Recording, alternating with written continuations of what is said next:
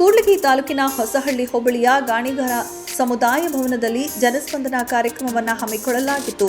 ಕೂಡ್ಲಿಗಿ ವಿಧಾನಸಭಾ ಕ್ಷೇತ್ರದ ಶಾಸಕ ಡಾಕ್ಟರ್ ಶ್ರೀನಿವಾಸ್ ನೇತೃತ್ವದಲ್ಲಿ ಹಮ್ಮಿಕೊಂಡಿದ್ದ ಜನಸ್ಪಂದನ ಕಾರ್ಯಕ್ರಮವನ್ನು ಉದ್ಘಾಟನೆ ಮಾಡಿ ಮಾತನಾಡಿದ ಅವರು, ರಾಜ್ಯ ಸರ್ಕಾರವು ಮನೆ ಬಾಗಿಲಿಗೆ ಸರ್ಕಾರ ಎಂಬ ಯೋಜನೆ ಅಡಿಯಲ್ಲಿ ಸ್ಥಳೀಯರ ಸಮಸ್ಯೆಗಳು ಕುಂದುಕೊರತೆಗಳನ್ನು ಸ್ಥಳದಲ್ಲಿಯೇ ದೂರನ್ನು ಸ್ವೀಕರಿಸಿ ಪರಿಹರಿಸುವಂತಹ ಕಾರ್ಯಕ್ರಮವನ್ನು ಹಮ್ಮಿಕೊಂಡಿದ್ದು, ಗ್ರಾಮಸ್ಥರು ತಮ್ಮ ಸಮಸ್ಯೆಗಳನ್ನು ನೇರವಾಗಿ ಜನಸ್ಪಂದನ ಕಾರ್ಯಕ್ರಮದಲ್ಲಿ ಹಂಚಿಕೊಳ್ಳಬಹುದೆಂದು ತಿಳಿಸಿದರು. ಮನೆ ಹತ್ರ ಬಂದ್ಬಿಡ್ತಾರೆ. 5 ವರ್ಷ 6 ವರ್ಷ 10 ವರ್ಷದಿಂದ ನೆನೆಗೆದ್ದಂತ ಸಣ್ಣ ಸಣ್ಣ ಕೆಲಸಗಳು, ಒಂದು ಪಿಂಚಣಿ, ಒಂದು ಪೋಡಿ ಪೋತಿ, ಒಂದು ಸಣ್ಣ ಪುಟ್ಟ ಸಮಸ್ಯೆಗಳು ಇಟ್ಕೊಂಡು ಅಲಿತಾ ಇರ್ತಾರೆ. ಯಾರು ಯಾವ ಆಫೀಸಲ್ಲೂ ಎಲ್ಲೂ ದಲ್ಲಾಳಿಗಳು ಇರಬಾರ್ದು, ಬ್ರೋಕರ್ಸ್ ಇರಬಾರ್ದು. ಬಡ ಜನ ಸಾಮಾನ್ಯ ಜನರಿಗೆ ಸರ್ಕಾರದ ಏನು ಕಾರ್ಯಕ್ರಮಗಳಿದ್ದಾವೆ ಸುಸೂತ್ರವಾಗಿ ಅವ್ರಿಗೆ ಕೈಗೆಟುಕುವಂತೆ ಅವ್ರಿಗೆ ಹಾಕಬೇಕು. ಅವೆಲ್ಲ ಕೆಲಸಗಳು ಸಾರ್ವಜನಿಕರು ಎಲ್ಲೂ ಅಲ್ಲಾಡಂಗೆ ಆಗಬಾರ್ದು ಅನ್ನೋ ಒಂದು ಉದ್ದೇಶದಿಂದ ಇವತ್ತು ಈ ಕಾರ್ಯಕ್ರಮ ಆಯೋಜನೆ ಮಾಡಿದ್ದೀವಿ. ಅದಕ್ಕೆ ಮುಂದಿನ ದಿನ ಕೂಡ ಹೊಸಳ್ಳಿ, ಗುಡೇಕೋಟೆ, ನಮ್ಮ ಉಜ್ನಿ ಮತ್ತೆ ಕೂಡ್ಲಿಗಿಯಲ್ಲಿ ಕೂಡ ಆಯೋಜನೆ ಮಾಡ್ತೀವಿ.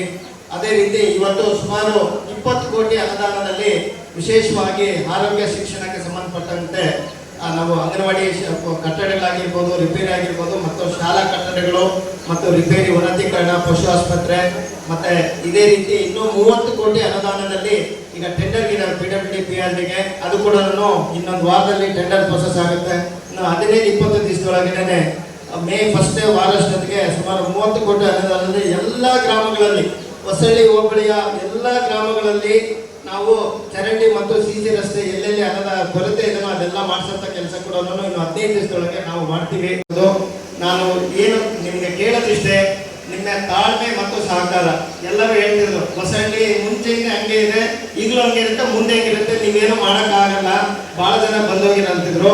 ನಾವು ನಮ್ಮದೇ ರೀತಿಯಲ್ಲಿ ಒಳ್ಳೆ ರೀತಿಯಲ್ಲಿ ಪ್ರಯತ್ನ ಮಾಡಿ, ಯಾಕೆಂದ್ರೆ ಬಹಳ ಹಿಂದುಳಿದಂಥ ಜಾಗ ಇದು ನಮ್ಮ ಹೊಸಳ್ಳಿ ಹೋಬಳಿ. ಈ ಭಾಗದ್ದು ಬಹಳ ಜನ ಎಲ್ಲ ಮೂಲಭೂತ ಸೌಕರ್ಯಗಳಿಂದ ಹಿಂದಾಗಿದೆ. ಇದಕ್ಕೆ ಒಂದು ಕಾಯಕಲ್ಪ ಗುರುತಿಸಬೇಕು ಅಂತೇಳಿ ನಾವು ಹೋರಾಟ ಮಾಡ್ತಾ ಇದ್ವಿ. ಅದಕ್ಕೆ ನಿಮ್ಮೆಲ್ಲರ ಸಹಕಾರ, ತಾಳ್ಮೆ ನಾವು ಕೇಳ್ತಾ ಇದೀವಿ ಅಷ್ಟೇ.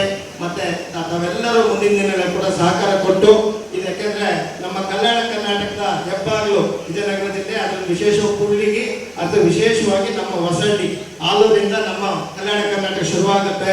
ಸೊ ಇದು ಒಂದು ಒಳ್ಳೆ ಮುನ್ನುಡಿ ಇಟ್ಟು ನಾವು ಕಲ್ಯಾಣ ಕರ್ನಾಟಕ ಅಭಿವೃದ್ಧಿ ಯಾವ ರೀತಿ ಮುಂದುವರಿಬೇಕು ಅನ್ನೋದು ಒಂದು ಮಾದರಿಯಾಗಿ ನಮ್ಮ ಹೋಬಳಿನ ಗುರುತಿಸಿದ್ರೆ ಮುಂದಿನ ದಿನಗಳಲ್ಲಿ ಖಂಡಿತ ಇನ್ನೂ ಒಳ್ಳೆ ರೀತಿ ರಾಜ್ಯ ಮಟ್ಟದಲ್ಲಿ ಗುರುತಿಸಿ ನಾವು ಒಳ್ಳೆ ಕೆಲಸಗಳು ಮಾಡಿಸಂತ ಕೆಲಸ ಆಗ್ಬೇಕಾಗಿದೆ ಅಂತ ಈ ಸಂದರ್ಭದಲ್ಲಿ ಹೇಳ್ತಾ, ಮತ್ತು ಏನು ನಮ್ಮ ಬಹುದಿನಗಳ ನಿರೀಕ್ಷೆಯಾದಂತ ಕೆರೆ ತುಂಬಿಸಿ ಯೋಜನೆ ಏನಿದೆ ಅದು ಮುಕ್ತಾಯ ಹಂತಕ್ಕೆ ಬಂದಿದೆ. ಅದಕ್ಕೂ ಕೂಡ ಮಾನ್ಯ ಮುಖ್ಯಮಂತ್ರಿಗಳು ಮತ್ತು ಉಪಮುಖ್ಯಮಂತ್ರಿಗಳ ಹತ್ರ ಮೊನ್ನೆ ತಾನೇ ನಾವು ಇದ್ರ ಬಗ್ಗೆ ಚರ್ಚೆ ಮಾಡಿ ಬಂದಿದ್ದೀವಿ.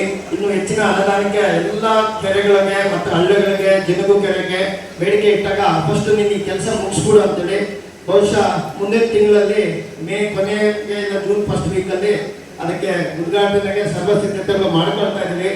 ಈ ಕೆರಿಯರ್ ಅಕಾಡೆಮಿ ಅಂತ ನಮ್ಮ ತಂದೆಯವರ ಹೆಸರಿನಲ್ಲಿ ಒಂದು ಕೆರಿಯರ್ ಅಕಾಡೆಮಿ, ವಿಶೇಷವಾಗಿ ವಿಲೇಜ್ ಅಕೌಂಟೆಂಟ್ಸ್, SDA ಮತ್ತೆ ಪೊಲೀಸ್ ಕಾನ್ಸ್ಟೇಬಲ್, ಟೀಚಿಂಗ್ ಟೆಟ್ಗೆ ಸುಮಾರು ಅನೇಕ ಸ್ಪರ್ಧಾತ್ಮಕ ಪರೀಕ್ಷೆಗಳಿಗೆ ಉಚಿತವಾಗಿ ನಾವು ಕೋಚಿಂಗ್ ಕೊಟ್ಟಿದ್ವಿ ಕೊನೆ 2 ವರ್ಷ. ಈ ವರ್ಷ ಕೂಡ ಅದು ಈಗಾಗಲೇ ಸೋಮವಾರದಿಂದ ಬ್ಯಾಚಸ್ ಸ್ಟಾರ್ಟ್ ಆಗ್ತಾ ಇದೆ.